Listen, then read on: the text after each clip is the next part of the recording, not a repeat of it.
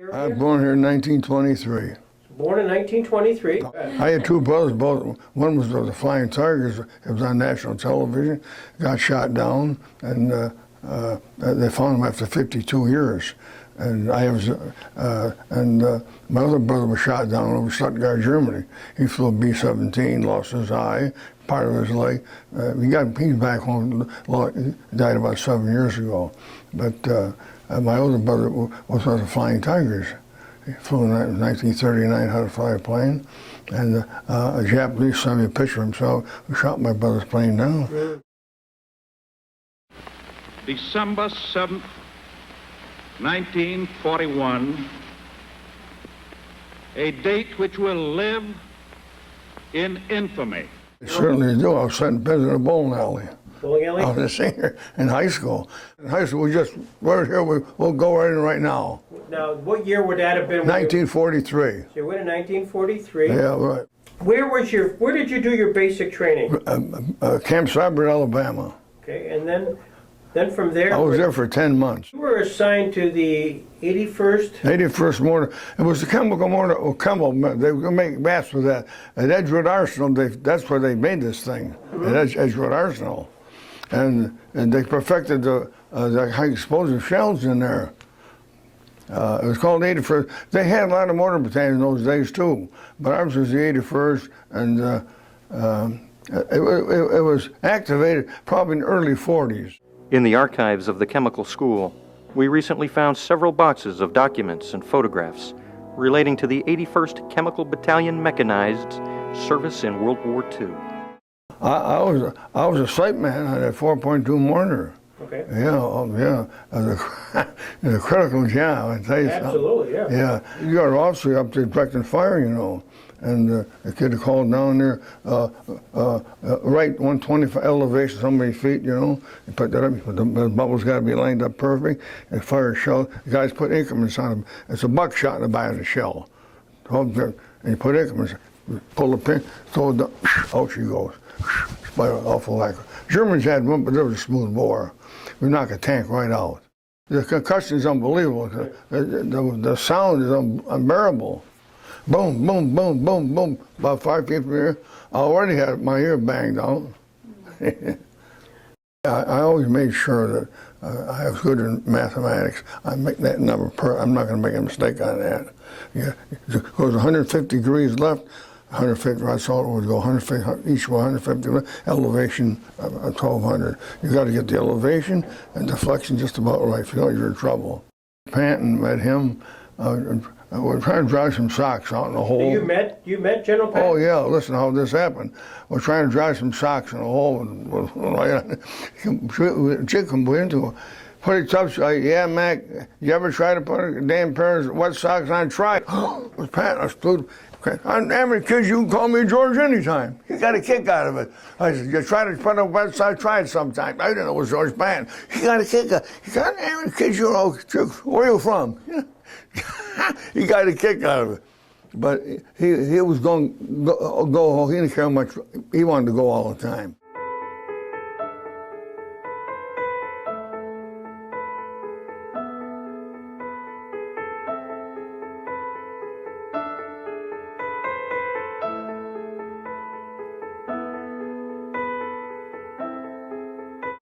Did you get a sense when you were landing on Omaha Beach that first day, you were there D-Day? Yeah. Did you get a sense that things were going well? Yeah, because those guys went in there hours before, took that, I gave them credit to knock those things out on top. Oh, there's more equipment around there, my God almighty. They got a lot of stuff on the bottom of that channel right now. They're not allowed to get in there. Tanks went down. Paratroopers, 20,000 paratroopers landed over there, you know, and some were wrong places and everything. But I was very lucky to be the job I had. I wouldn't be here today. I was a replacement, and I'm replaced for 313 days on the line after that. The mortarmen of the 81st Chemical Battalion provided the first direct fire support on Omaha Beach that day, and indeed fired the first American support missions on the European continent. In the 2 weeks of combat after D-Day, This battalion alone fired over 7,000 rounds of 4.2-inch high explosive and white phosphorus shells in support of the Allied breakout. On 6 June 1944, uncommon valor was a common occurrence. As you're coming onto Normandy, into Normandy, and on Omaha Beach, and you get in land, are you now marching? Where are you heading towards? We're headed toward. We got a map. The hedgerows are ahead of us. We had it all mapped out. The hedgerows are worse than even Omaha. They were 10, 12, 15 feet high. Many, many more Allied soldiers died in hedgerows than died on the beaches. It's an absolute hard fact. Hedgerow, to us, implies some little neat privet hedge around a church or something. This is, well, the bocage word that the French use is the whole environment. It means trees, lanes, fields, these big 8-foot earth banks. This is the hedgerow network that covers the whole of Normandy. We were told they're dug in there. They told us they're in there. The machine guns in there, you can't see them. And the infantry guys were getting hit with that. And we're going to wait a minute. We had 5 mortars, about 50 yards apart, with about 100-some rounds. Every other gun fired a phosphor. I see. Boom, boom, boom, boom, deflection, boom, boom, boom, boom, boom. Wait, go. I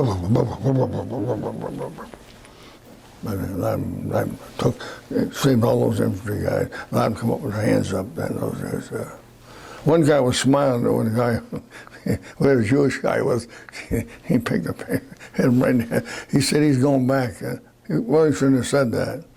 The first concentration camp we saw was unbelievable. It's in a book there. Went down there, girls were running towards us. Little girls, in fact, the arms were that big around. All the trees were skinned. And then the Germans put their hands up, and about 20 in there. Oh, we just took orders on them.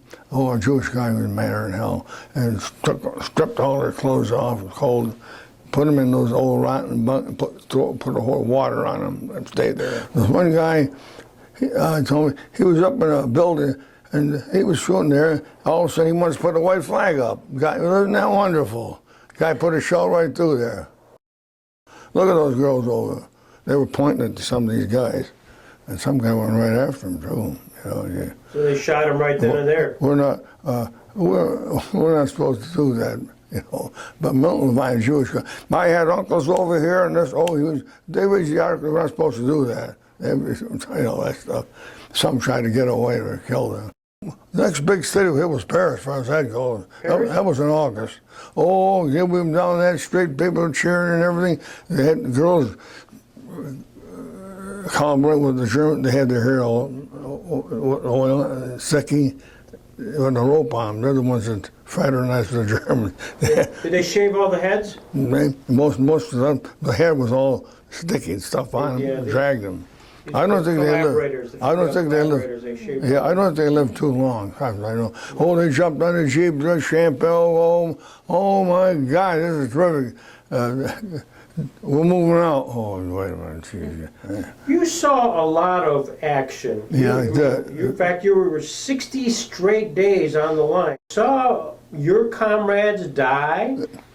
Lieutenant Campbell's right next to me. Yeah. I saw that picture right there, 2 feet from me, German plane, right, pushed me, knocked me down. Boom. I went one way, and I didn't know he was hit that bad. You heard bad? I crawled over to him, turned my right hand. Every time he put his hand up like that. God was with me that day. And when I went to get out of the rush, I dove head first, and another shell hit, blew my helmet off. And I couldn't hear nothing. I have no eardrum busted. Then I got hurt again. I tried to get, my leg was so bad I couldn't move. Took my belt off. Lieutenant Stone, he was trying to get out of the road. I crawled up there with my leg, see if I could get pushed. My leg was so sore. I got there, he was gone. Really, the biggest problem was the shrapnel. Oh, that's absolutely. You get a bullet, you get somebody that hits you right. The shrapnel just tears you. It tears you apart. That's the biggest thing. It's that hot steel. our mortars, you don't have a chance with that. That blows up. Imagine 5 mortars coming at you. You don't have a chance. Absolutely. You are one of the few people to earn 3 Purple Hearts. Yes, the very few that had that. Yeah, you're right. One was about 6 days after D-Day.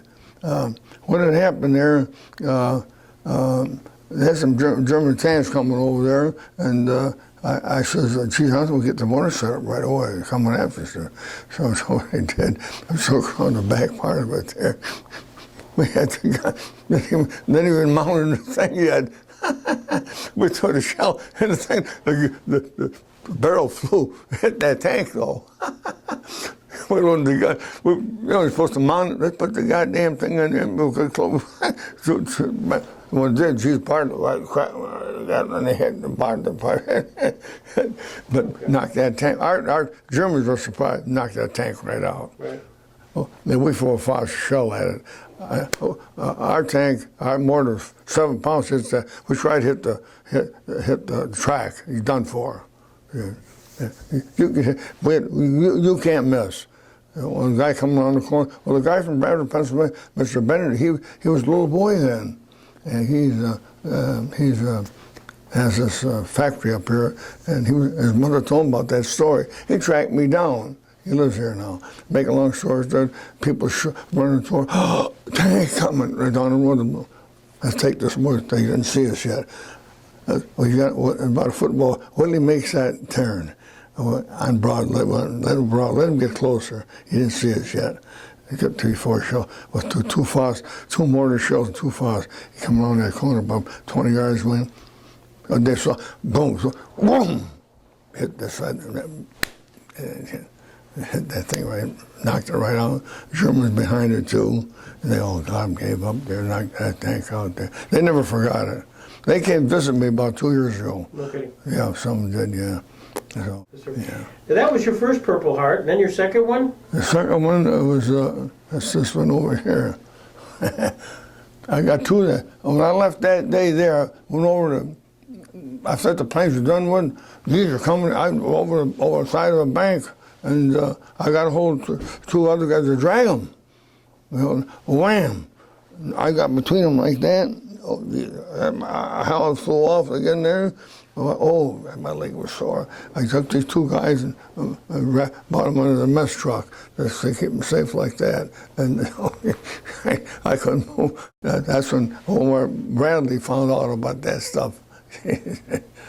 Anyway, I wear these. This here is equivalent to the Medal of Honor. Yep. Over in, and this was here the picture. These are 5 battle stars, the 5 major battles. In fact, that was sort of humorous or something that said, Greg, Yeah, you're not going to believe this. Yeah, I found a top hat. I put that top hat in coats.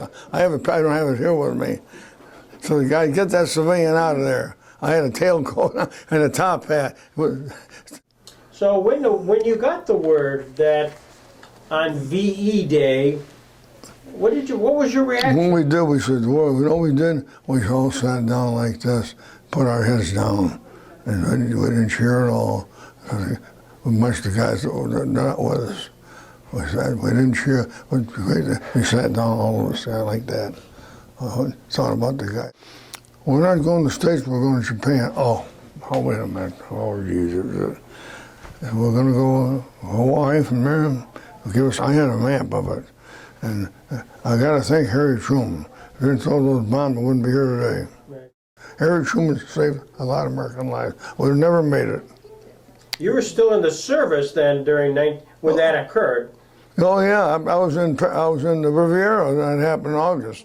We come down the street in Riviera. Frenchmen spoke French. So they dropped some kind of a bombs at. That was it. I never forgot it. That's how you learned about the bomb. That's how we learned about the bomb. Riviera, French Riviera. He threw that bomb. He saved a lot of American. Hate to say it, killed a lot of civilians, but saved a lot of American lives. Well, we salute you.